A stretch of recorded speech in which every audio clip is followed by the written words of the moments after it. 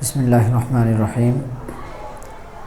কোরআন শিক্ষার ধারাবাহিক ক্লাসে আজকে আলোচনা করব পেশ সম্পর্কে। প্রথমে আমরা পেশের পরিচয় সম্পর্কে জেনে নেই। কোনো হরফের উপরে কোনাকুনি টানের ডান মাথা এরূপ গোল থাকিলে তাকে পেশ বলে। কোনো হরফের উপরে কোনাকুনি টানের ডান মাথা এরূপ গোল থাকিলে তাকে পেশ বলে। এই যে কোনাকুনি টানের ডান মাথাটা গোল আছে, তো এটাকে পেশ বলে। তারপরে দ্বিতীয় কথা হচ্ছে পেশের উচ্চারণ বাংলায় উকার অথবা রস্যুকারের ন্যায় পড়িতে হয়। পেশের উচ্চারণ বাংলায় উকার অথবা রস্যুকারের ন্যায় পড়িতে হয়। তো যেমন এখান থেকে আমরা একটা হরফ নেই, বাটা নিলাম, হলো বা। তো আমাদের প্রথমে যে কাজটি করতে হবে যে আরবি হরফের প্রথমে এককটা বের করতে হবে। আরবি হরফের একক, তো এখানে বা লিখেছি, বায়ের একক কি? বায়ের একক হচ্ছে ব। বায়ের একক ব। তো বায়ের উপরে পেশ দিলাম, আর পেশের উচ্চারণ বাংলায় রস্যুকারের মতো। তাহলে আমরা এখন কি করব? বায়ের একক বের করলাম ব, তো বয়ের নিচে রস্যুকার দিয়ে দিই, বা পেশ বু, ব রস্যুকার বু, হয়ে গেল উচ্চারণ একই রকম হয়ে গেল। তো পেশের উচ্চারণ বাংলায় রস্যুকারের মতো। তারপরে আরেকটা হরফ নেই আমরা, যেমন এখানে আছে দাল, দালটা লিখলাম, দাল। তো দালের একক কি? দালের একক বের করার জন্য আমাদের কি করতে হবে? দালটা বাংলায় লিখতে গেলে যে হরফটি প্রথমে থাকে, যে অক্ষরটি, সেটি হচ্ছে দালের একক। তো দালের একক হচ্ছে দ। দালের একক দ। তো আমাদের আরবি হরফের এককটা বের করতে হবে। একক বের করার পদ্ধতি আগে বলেছি। তো এখন দালের উপরে আমরা পেশ দিলাম, দালের উপরে পেশ দিলাম। দালের উপরে পেশ দিলে এর উচ্চারণটা বাংলায় কেমন হবে? পেশের উচ্চারণ বাংলায় রস্যুকারের মতো হয়। তো আমাদের প্রথমেই দালের এককটা বের করতে হবে। দালের একক হচ্ছে দ। তো দয়ের নিচে আমরা দিয়ে দিলাম রস্যুকার। তো দাল পেশ দু, দ রস্যুকার দু, হয়ে গেল উচ্চারণ একই রকম, দাল পেশ দু, দ রস্যুকার দু। তো এইভাবে আমাদের উচ্চারণটা বের করতে হবে। তারপর তৃতীয় কথা হচ্ছে পেশের উচ্চারণ বাংলায় ওকারের ন্যায় পড়া যাবে না। পেশের উচ্চারণটা বাংলায় হবে রস্যুকারের মতো, ওকারের ন্যায় পড়া যাবে না। যেমন বাপেশ, বাপেশ হবে বু, পেশের উচ্চারণ বাংলায় রস্যুকারের মতো বু, ওকারের মতো পড়া যাবে না। এরকম বাপেশ ব, বাপেশ ব, এটা পড়া যাবে না। তারপরে এই যে দাল, দাল পেশ দু, লিখলাম দালের একক দ, নিচে রস্যুকার দিলাম, যেহেতু পেশের উচ্চারণ বাংলায় রস্যুকারের মতো দিলাম, দাল পেশ দু, পেশের উচ্চারণ বাংলায় রস্যুকারের মতো, ওকারের মতো পড়া যাবে না। ওকারের মতো পড়া যাবে না মানে দাল পেশ দ, দ, দ পড়া যাবে না, পড়তে হবে দু, দাল পেশ দু, এরকম পড়তে হবে।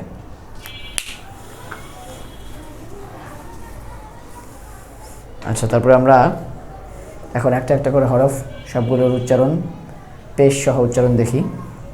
প্রথমে আছে আলিফ। আলিফকে আমরা আলিফ বলবো না, হামজা বলবো, কারণ আলিফে জবরজের পেশ, ডজম, এগুলো কোনো কিছু হইলেই আলিফটা তখন হামজা হয়ে যায়। হামজা পেশ উ, বা পেশ বু, পেশের উচ্চারণে ঠোঁট গোল হয়ে যাবে। পেশের উচ্চারণের সময় ঠোঁট একেবারে গোল হয়ে যাবে। তা পেশ তু, এরকম গোল হয়ে যাবে। সা পেশ সু, জিম পেশ জু, হা পেশ হু, খ পেশ খু, দাল পেশ দু, জাল পেশ জু, র পেশ রু, জা পেশ জু, সিন পেশ সু, শিন পেশ শু, صاد পেশ সু, ضاد পেশ বু, ط পেশ উ, ظ পেশ উ, আইন পেশ উ, غين পেশ উ, ফা পেশ ফু, قاف পেশ উ, কাফ পেশ কু, লাম পেশ লু, মিম পেশ মু, নুন পেশ নু, ওয়াও পেশ ওয়ু, ওয়াও পেশ ওয়ু। এটার উচ্চারণ অনেকে হয়তো বলতে পারে না বা অনেকের কাছে এটা একটু কঠিন লাগে।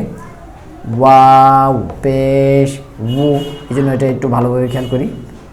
হা পেশ হু, হামজা পেশ উ, ইয়া পেশ ইউ। হ্যাঁ, এটাও আরেকটা হরফ যে এটার উচ্চারণ অনেকে বলতে পারে না, হামজার সাথে মিলিয়ে ফেলে। যেমন হামজা পেশ উ, ইয়া পেশও অনেকে উ বলে ফেলে, কিন্তু ইয়া পেশ হবে ইয়া পেশ ইউ, ইয়া পেশ ইউ। মুখ গোল হবে, ঠোঁট গোল হবে, আর মুখের মাঝখানে ফাঁকা থাকবে। ইয়া পেশ ইউ। আচ্ছা, তারপরে এখন আমরা আরবি কিছু মিলিত হরফের উপরে পেশ এর উচ্চারণ দেখে নিই। র পেশ রু, সিন পেশ সু, রুসু। পিছনের থেকে মিলিয়ে আসতে হবে, একটা করে সামনে বানান করবেন, পিছনের থেকে মিলিয়ে আসবেন। রুসু, লাম পেশ লু, রুসুলু। তারপরে তিন দাঁতওয়ালা হরফ, তিন দাঁতের উপরে যদি নুক্তা, তিন দাঁত যদি নুক্তা ছাড়া হয় তাহলে হয় সিন। হরফটা কি হয়? সিন। এটা সেই আগের পড়া, আমাদের মনে রাখতে হবে। সিন পেশ সু, দাল পেশ দু, সুদু, সিন পেশ সু, সুদুসু, ফা পেশ ফু, কফ জেদ কি, ফুকি, দাল জবরদা, ফুকিদা। প্রথম দুইটি হরফ কিন্তু গোল মাথাওয়ালা হরফ। গোল মাথার উপর এক নুক্তা ফা, গোল মাথার উপর দুই নুক্তা কফ। হরফগুলো এইভাবে মনে রাখতে হবে। আগে বলেছিলাম, যদি কারো মনে না থাকে আবার দেখে নেবেন। এই গোল মাথার দুই হরফ, গোল মাথা দিয়ে দুই হরফ, গোল মাথার উপরে এক নুক্তা ফা, গোল মাথার উপর দুই নুক্তা কফ। তারপর নিচে আসলাম। صاد পেশ সু, হা পেশ হু, সুহু, ফা পেশ ফু, সুহুফু, ওয়াও পেশ ওয়ু, সিন জেড সি, ওয়ুসি, ওয়ুসি। ওয়াওয়ের উচ্চারণের সময় এমনিতেই ঠোঁট গোল হয়, তার মধ্যে আবার পেশ আছে। পেশ থাকলেও পেশের উচ্চারণে ঠোঁট গোল হয়। তার মানে ওয়াও পেশের মধ্যে, ওয়াওয়ের মধ্যেও ঠোঁট গোল, পেশের মধ্যেও ঠোঁট গোল, ভালোভাবে ঠোঁট গোল করতে হবে।